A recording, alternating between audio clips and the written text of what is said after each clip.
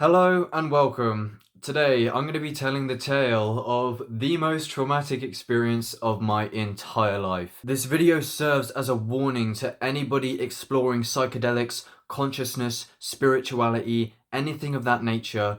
Be fucking careful. I have not really found anybody who can relay and warn against the depths of consciousness. I was not ready. If you're exploring psychedelics, especially in the high doses, you are yet to experience something of this depth. Prepare yourself if this is the path you're going down. Words will never do it justice, but I will try my absolute best to take you along the journey of an experience that completely blew a hole in my reality perception. It completely turned everything inside out, upside down, and twisted for months. So trust me, unless you've really gone into the depths of your mind, especially on a heavy psychedelic experience where you literally face your death in the face and it's beyond that, literally the fabric of existence you get entangled into, prepare, be careful, because nobody can explain, words will never do justice, the depth of existence. I believed I knew what I was getting myself into. This couldn't be further from the truth. I had been researching psychedelics, mind, meditation, spirituality and that for a long time, but there's one phenomenon that you'll be familiar with if you've also been on this journey. The map is not the territory. Just because you've heard someone on YouTube talk about this shit, even me right now, you don't fucking understand. And I'm not patronizing you, even I don't understand. I've had up to 40 of these experiences. I'm still discovering new depths all the time. As soon as you think you've seen it all, there's more to see, and it's infinite. These depths are beyond anything that you can imagine right now. Anyway, enough chatting shit, let's begin. So, set and setting. This is one of, if not the main thing to take care of when going into a psychedelic trip. Set and setting entails your entire life. Where are you physically, externally, and internally? Where are you mentally? Are there things that you've been brushing off to the side? Are you been ignoring your problems? Do you have bad habits? You don't want to be surrounded by people you don't know. You maybe want to have a trip sitter with you, which I did not have. The only other being that I had with me was my dog, Luna, which was incredibly irresponsible. And again, this just shows how ignorant I was and unaware I was of where I was going to be going after ingesting this massive dose at such a young age. I'm a skinny teenage boy. No wonder this slapped me so fucking hard, because I didn't have any weight to me either. But I don't want to ramble on about set and setting. Long story short, I did not take care of this and I was completely ignorant. I had no fucking idea what I was getting myself into, but I thought I did, and this is why I got my ass chewed. So what was my set and setting? A 17-year-old boy getting interested in psychedelic spirituality and the nature of reality, and this really became my obsession. So I woke up on a Saturday morning and I had the entire day free. As I say, I was alone in my room with my dog Luna. However, my sister was messaging me on Instagram that she might be coming over with her boyfriend. I barely even really knew her boyfriend at the time, and I didn't really have much contact with my sister. You want to know who's in the fucking house if you're doing a 7-gram mushroom trip, but I didn't. I wasn't even sure if she was going to come over, and then I ingested the 7 grams. My plan and intention going into this trip, I remember very vividly. Fuck it, I'm going to take 7 grams, finally have a heroic dose, talk to the aliens, meet the self-transforming machine elves, explore the higher dimensions of consciousness. This couldn't be further from what was the result. I didn't really have any idea about having a bad trip. I never had a bad trip, so I didn't really have anything to reference to. I'd only had 2 mushroom trips, and they'd only been positive experiences, and because I was young and ignorant and fairly new to the psychedelic scene, I wasn't like scared, or I didn't really think about having a bad trip at all. So here I am, I'm eating the 7 grams, listening to Alan Watts and Terence McKenna and that on the TV, talking about wisdom, consciousness, and the nature of reality. I'm having a good time, I'm quite optimistic for the experience. Everything is going normally. I remember just laying down in my bed, and I think this is something to be careful about. I'll make a video about how to avoid bad trips in the future, but let me show you. This is what I do now, and you can see this in previous trip reports on my channel. I leave notes around my house to remind yourself that you've taken a drug. If possible, you get into such a thick delusion. I've had bad trips where I've had people talking to me in my face, telling me, wake up, you've taken loads of mushrooms, but there's nothing that I can do. Now, the thing about laying down is mind equals physiology equals mind. Maybe it's not a good idea to just lay in bed. Your breathing can become very shallow. There's something about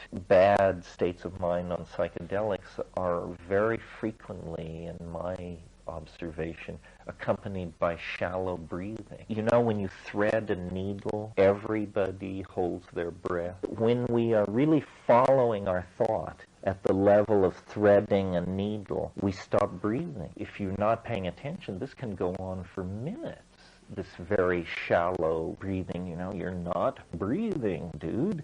So, deep breathing, singing, do a fucking roly-poly, do a handstand, get in a cold shower, get in an ice bath, go for a run, shock yourself back in your body. Do something to alter your physiology, because it's all connected. If you eat shit food, you're gonna feel shit mentally. It's the same thing. When I do the Wim Hof method, all of my psychological problems seem to disappear for a moment. It's not all in the mind, it's also in your body. It's not something that you can think your way out of, rationalize your way out of. Sometimes you need to take deep breaths and become present. If I had a negative thought back in the day, I would follow it. I was completely ignorant of disassociating with your thoughts and your emotions. So here I am, an innocent, ignorant, 17-year-old skinny boy laying in bed, just ingested 7 grams of magic mushrooms. Maybe 17 grams will come in the future. So how did the experience go south? So I just remember being in like a dreamy state. I was laying down, staring at the reflection of my lava lamp was on the ceiling and it was making like a wavy mystical light and it looked pretty cool, and I was just enjoying myself listening to these philosophies on the TV, and then I needed a shit, and this is when things went south. So I was sat on the toilet having a shit, as you do. I think I had a few negative thoughts. I didn't think too much of it. I had my elbows on my knees with my hands in my face, and I remember just thinking at some point, this is kind of bad. I felt weird and bad, but I was still in like a very weird, dreamy, low energy state, and I just go, this is kind of bad. And I remember like falling through my hands, looking at the floor and the bathroom and that around me. I don't remember the rest of the shit. That's like the only memory I really have, is realizing that this is kind of bad. Whatever that entailed, I wasn't exactly sure yet. And then I remember laying in my bed. So I don't remember every detail. I don't remember the exact progression into the existential terror. But what I do remember is at some point, I found myself inhabiting a new realm, a new reality. What were the characteristics? First of all, let's go to the visuals, because I think the visuals do justice to what I was feeling inside. I was expecting to be flying through hyperspace of colors,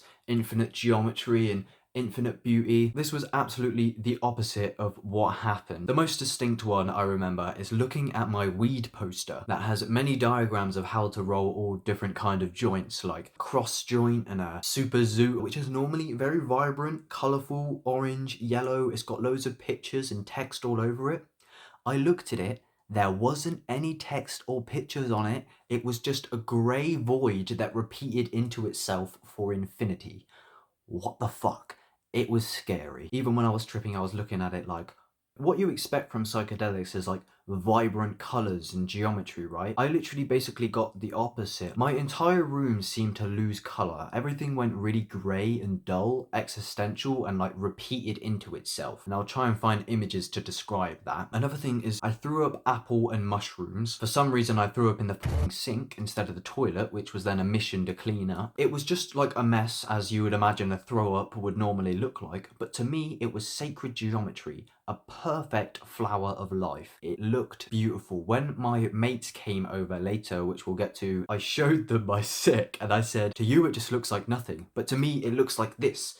I guess that's the only way I could describe it to them. Pure geometry, and it looked like I was looking at the true nature of reality. My room was twisted and demented. I remember my door, it was open. The top of the door was like boom across my room. That sound that I just made is the expression of the emotion of the visual. Like, that's what the room sounded like. It was like there wasn't actually any sound, but if I could give the room a sound, I don't know, I can't describe it. But yeah, I was looking at my door anyway, and it was like stretching over my entire room. Instead of it just being a normal rectangle, it was like and it was the same with all the corners of my room and shit. It was all like slanted. Like if you had a square and you got the two opposing corners and squished them in and it became like a diamond, That's what was kind of happening to my room. I didn't see it like morphing. My room was just twisted and demented. It was so strange. Another sacred geometry hallucination, Metatron's cube. This shape was in my visual field with no other details. This shape was like following me around, kind of. It wasn't my entire visual field, but I could always see it behind everything. It was just there, like the single shape in front of me. And I don't know if this was like the true nature of reality, or it was because I'd already been aware of this shape and it was like programmed into my subconscious mind. The same with the sacred geometry that I threw up in the sink. But all I know is it was there and it was real. And it was very tormenting. It was just there to make me fearful because it was like I was being followed by this shape. It was weird. So yeah, there wasn't really no like hyperdimensional super sacred geometry visuals. It was like the opposite of that. So let's get into how I actually felt during the experience. Where do I begin? What I felt is that I discovered the ultimate truth of reality, the meaningless present moment. Every idea was a bad idea because everything would return me to the present moment. If you think life is going somewhere, like you're progressing existentially towards something, it's never going to be anything but the present moment. There's nothing to really argue with because any concept or idea you come up with, you can't experience that or think of it outside of the present moment. So the present moment is the end of everything. There is no 5 years, there is no 10 years, there's only this now. So it made everything ultimately pointless. The realization of consciousness and reality existing at all was way too much for my ignorant mind to bear. The fact that anything was conscious at all was absolutely terrifying. Existence is inherently terrifying. There's physical pain, emotional pain. It's not to just be pessimistic and focus on those things, but it's like, fuck, it's really kind of scary to be alive. You don't know what the fuck anything is existentially. If you keep on asking questions, we don't really know what anything is. We have no idea about the origins of reality and consciousness. You're thrown into this matrix of exploding energy and you're just sat at the end of it trying to comprehend it. And this all kind of hit me as like an intuition in this trip. Now it's important to note, I had 2 mushroom experiences before this experience a few weeks prior. Both of these experiences, I had this tiny inkling in the back of my mind going, I don't know if I want to be conscious, because psychedelics open the floodgates of information where you're overstimulated. You can't close your eyes or run away because you are the experience. It's directly happening in your consciousness. Unless you're going to take a trip killer, you cannot escape the experience. In these previous trips, I kind of thought, I don't know if I want to be conscious of this experience. I didn't go into the depths of that. It was just in the back of my mind. It was so overstimulating that it was inescapable and too much, and it was like, maybe I'd rather if there was just nothing at all because it's too complex. So this fear in the back of my mind blew up and took over. So I think this is something that I had to deal with. This is why I'm grateful for this experience, because I don't ever believe I will revisit this realm because I've dealt with these demons now, and this is why psychedelics can be so useful. So this fear of not wanting to be conscious took over my entire reality. At this point I decided I'd much rather not be conscious at all. So I thought, fuck it, I can't do this. I decided that I had to kill myself.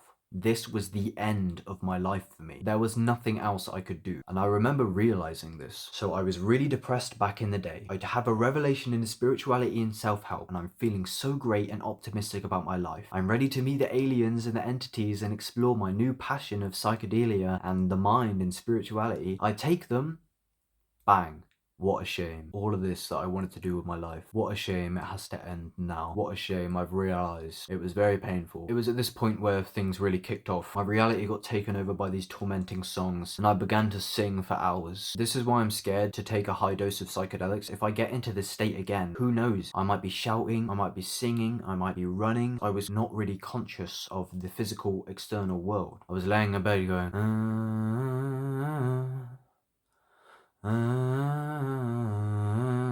It was like my soul was singing of dread, absolute existential pain and terror. I don't think I cried, but this was beyond crying. This is what's referred to as the dark night of the soul, where you find yourself floating in a meaningless sea of complex nothing. At this point, I knew I had to kill myself. It was set in stone. I must kill myself. How am I going to kill myself? At this point, it got even worse, because I realized I'm trapped. The way that I approached killing myself was, if I didn't have a gun to point blank just turn it all off in an instant, constant, then there'd be a lot of suffering. I didn't really have a concept of jumping off of a building or traveling to find a railway. I remember having very vivid visions of going downstairs into the kitchen, grabbing a knife and going at my body because I didn't know what else to do. And I don't know if I would have actually done this, but this was very real to me. The pain that I was feeling, it was just inescapable. I remember being depressed a few years ago, hanging around in the bathroom, having a breakdown. I was going, fuck, I don't want to exist, man. I feel trapped. And this is what was happening to me in this trip. Maybe this was what I was confronting as dealing with these traumas. I had no idea that potentially, even if I did kill myself, that I'd still be conscious. These are views that I have now. I believe that consciousness is very likely immortal. I don't think that you can die because you are literally the fabric of the universe. You are the only thing that exists. So if you die, where are you gonna go? So my plan was I would lay in my bed and I wouldn't move until I slowly decayed. And I could actually feel myself decaying. I don't know if this was real because I guess technically you are decaying since the moment you're born because you're aging, but I felt like I could feel my body rotting away and becoming one with the earth and the physical world. I didn't just have visions, I was also living the visions. When I met up with some people later in the trip that we'll get to in a minute, I remember telling them I was literally becoming the earth and the trees. And he said to me, "You're chatting shit, bruv." And I said, "You don't get it, man. I became it and I was seeing it. I was seeing how I was the earth and I was everything, but I literally felt like my body decaying into the earth. It was real and I literally lived it. I can't relay it to you in words, but fuck me."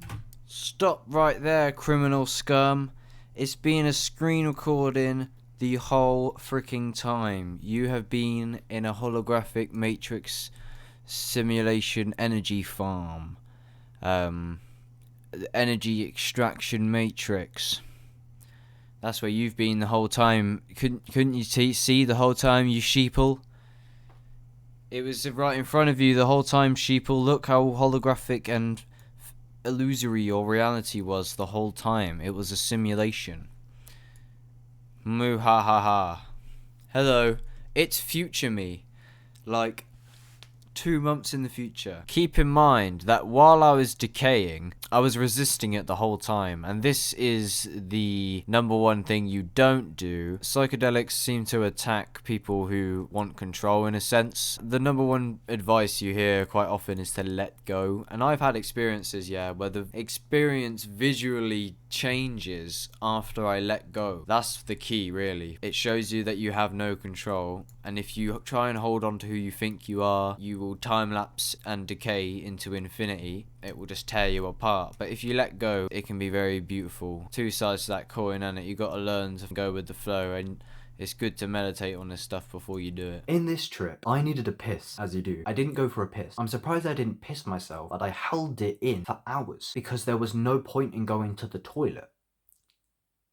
Because it was meaningless. I was also biting the inside of my gums really fucking hard. They were swollen and shit. I also chipped my teeth. When I woke up, my teeth felt like broken. I felt like I'd really grated my teeth. So psychedelics are fucking dangerous. It's scary to think about what could have happened. I could have took action on some of these things. Keep in mind, this whole time I'm with my dog, Luna. She's in my room with me. I didn't let her out for a piss the whole time because I was just so deep in this trance. This is not how I would ever treat an animal. I love dogs. I've had dogs my whole life. After this experience, I realised, I'll get back to Luna in a second, one of the most profound insights that I got from this.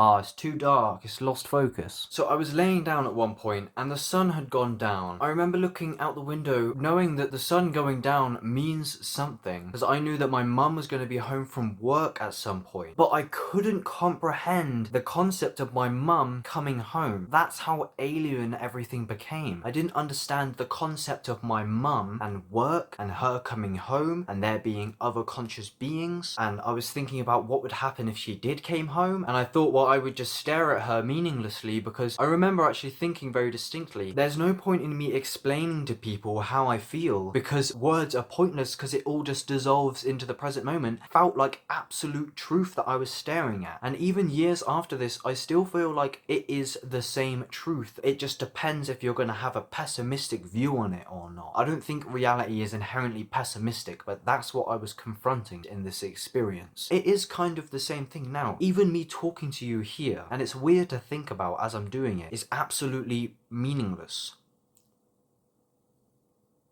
There's nothing to ever do. feel my leg. Anyway, yeah, so I couldn't understand the concept of my mum coming home. And then I remember thinking about my mum. And I was like, who the fuck is my mum? And then I realized, like, she's like another conscious being, potentially. How is she conscious and what is she going through? Because psychedelics made me realize that the mental world is so massive and I was getting hit with all different kinds of perspectives. I realized that there are so more perspectives than I could ever fathom. There are so many different realities and potentials, infinite possibilities that I could ever comprehend. So the fact that there were other conscious beings blew my mind, and I went into this state. I remember messaging my sister, asking her, are you okay? Genuinely, are you having a really shit time? Are you hating life? Tell me. And I was reaching out to people, asking them existentially, are you in this pain that I was feeling during the trip? Because I knew how deep the mind was after this experience. It really opened my mind up to how deep the mind can get. How can you have compassion when you haven't really suffered? How can you possibly love? How can you have compassion for anybody when all you do is live in your little cloistered, comfortable existence that you have constructed for yourself, that you defend every single day for fear of what it would mean if that gets destroyed and now your experience spills over into this end of the spectrum? Compassion and love comes from exposure to the most brutal experiences. So yeah, I was with Luna. I did not give a fuck about Luna. I hate to say this. I remember later in the trip when I awoke, I was apologizing to her, I was cuddling her, I was kissing her, I was like, I'm so sorry. I didn't really do anything to her, but if I wanted to move, then I would budge the dog out of the fucking way, and it doesn't sound too bad, but normally when I'm sober, if the dog is sleeping in my room, I will sleep around the dog, crippling myself, because I don't want to budge the dog. In this trip, that wasn't the case. If the dog was in the way, it was fucking moving. I didn't give a fuck about her. Same with all of my material possessions or anything. For example, I had the Oculus virtual reality headset that I had saved up for ages to get. Whenever I gave it to my mates or anything, I would say, don't touch the fucking lenses, because when you touch the lenses, it's fucked. When I was on this trip, this headset was meaningless. I was literally rolling around in bed with this headset and my dog. I kicked it off of the bed, and when I became conscious and I cared about material possessions again, I was like, fuck. How did I not give a fuck about this? And the same in another bad trip I had. I kicked the PlayStation off of the fucking bed and it didn't matter to me. Same with Luna, same with my family. I hate to really admit that. This was the reality, the state that I was in. Nothing mattered. My plan was when my family got home, I would lay in bed and slowly decay in front of them and just shrug my shoulders. There's no point in talking. It's all meaningless. When you get into this state, and I still have this recently, even with the knowledge that you do come out of psychedelic trips, when you're in them, even if you're about to be out of the trance within a few hours, you really feel like there is no escaping this truth that you've confronted. You see something and now you can't unsee it, but the majority of the time you do unsee it and you do forget. So I'm sat there contemplating and envisioning how I'm going to kill myself, and then bing bong, someone's at the fucking door. As soon as this happens, I realise, oh my god, there's an external physical world. I awoke. My dog started barking and running around. It took me a few seconds to really realise, holy fuck, there's an external world still. Where have I been for the past 10 hours? I get up, I quickly go to the bathroom window, I open it, my mind is racing, I'm like, fuck me, where have I been? My mates are down there, my best mate Reese and my other mate Josh. He's looking up at me and they go, yo G. I look down at them and I've got the most terror on my face I can imagine, because it was so real. This emotion I was feeling was so massive. I was looking down at them and I was like, nah. And they were looking at me like, what? And I was like, nah. Because keep in mind, I'd literally just been confronting my fucking death and it was the most real and painful thing in every aspect. Try and feel into what I'm saying, because words will not do it justice. And they entered the house. I'm sat on the stairs, alright? They're talking to me. They're like, what happened? I said, I took loads of fucking mushrooms. I've only just woke up when you rang the doorbell. I have no idea where I've been. They said, well, what happened? I said, I was singing these tormenting songs. I knew I had to kill myself. I was becoming the earth. I became the trees and the ground. They looked at me and said, you're chatting shit, mate. And I said, nah, you don't get it, man. I literally became the fucking earth. And I talked to them for a while and they helped bring me back to reality. And then the stupidest thing in the world happened, and this was very funny, but oh my fucking... So keep in mind that I'd literally just faced my death for like 10 hours, okay? And I'm still tripping. I was looking at my mate and his face was getting skinny and fat, and stretching up and down. It all still looked like it was his real face, but I was seeing it with a million different pairs of eyes. So I was still very fucking gone. One of my mates was like, "Oh bruv, do you want some food?" And it's very nice of him to offer, but I was so gone, I was like, "I don't know, man, yeah, whatever." Right, I don't think he understood the depth of my predicament. He was like, "Alright, let me see what I can make you." I'm like, "Yeah, whatever, man." He keeps like talking to me while he's making the food on the other side of the kitchen, while I'm there contemplating my whole existence. Understand, I don't really give a fuck about what he's doing, right? A minute ago, it was to the point where I didn't give a fuck about my existence or my family's, and I'd literally decided that I was going to kill myself and there was no way out of that. I'm not really going to be paying attention to my mate because I was literally at the end of my life, so it's going to take a little bit to come back from that. I'm not just going to come back and be like, "Oh yeah, bro, go on then, what are you making? What's for dinner?" So if anyone was to talk to me about anything else, even if they said to me, "Oh bro, did you hear about we're in lockdown now due to coronavirus?" I wouldn't even really hear it because I'm still fucking gone and trying to come back from whatever the fuck just happened to me. So he's over there making stuff, he's still talking to me. "What do you want, bro? What do you want?" I'm just like, "Whatever, man." Then he comes to me like 20 minutes later with a cold bit of white bread with cold cooked mushrooms on the top of it with ketchup. Let me say that again. A bit of plain white bread with cold mushrooms on it with ketchup. What kind of fucking meal is that? Anyway, I said to him, "Let's roll a zoot." We rolled a zoot. We had a zoot in the shed. We talked about my experience. I didn't have anything else on my mind. I was just shaking with terror. I was expecting my mum to come home any minute, so I told them, "You're gonna have to leave. I need to go into my room and I need to like figure out where I've been, try and figure out what the fuck had just happened to me." So they left, and a few minutes after they left, basically straight away, my mum came home. I was in my room at this point. I don't think I was really doing anything. She was like, "Hi," and I was like, "Hi, you're alright?" She was like, "Yeah, good, whatever." She went in her room, she came back in my room a second later. She said, "Where's my Fire Stick?" It's like the thing you put in the TV to get YouTube and shit on there. She said, "Where's my Fire Stick?" I said, "I don't know. I took loads of mushrooms. I do not know where your Fire Stick is. I must have moved it around while I was tripping, but I have no idea where it is anymore. I'll try and find it. Sorry, I'm still coming back to reality." She was like, "Oh, I wish you wouldn't do stuff like this." I said, "I'm sorry, I'll never do them again." After this, I'd done them many, many times because I had an ounce of mushrooms and I thought they were going to go bad or something. So I just kept on doing them. My life really turned upside down, but that's, again, a topic for another video. I think that's it. After that, I don't really remember the next days after it in particular. I just remember that my life went very existential for months after that. It took a lot to come back from it. Yeah, that's it. So that was my 7-gram mushroom experience. My first heroic dose. What a great time I had. Hey, stop right there. If you want to see the lessons that I learned from this trip, then make sure you check out my second channel because very soon I will have a video that was in this video, but then I thought it was getting too long and, you know, fuck it, I'll just put it on the second channel. So if you want to fucking hear the lessons that I got from this experience, then click the link in the description for the second channel. And me and my friend had a bad trip together, and it was actually basically the same experience. I had this experience twice, so not only was it like the worst thing ever, I had it twice. And so check out this video on my channel. I'll leave it linked in the description as well, because this is essentially the same experience, except I experienced with my best mate at the same time. We had like a bad trip together, kind of. So go have a look at that, because it is quite funny, to be honest, I think. But yeah, that's all. Thank you very much for watching. This video was meant to be out like 3 months ago. This video has been done in the form that you're seeing it now for 3 months. But because my brain was jammed so hard, I just couldn't fucking do it.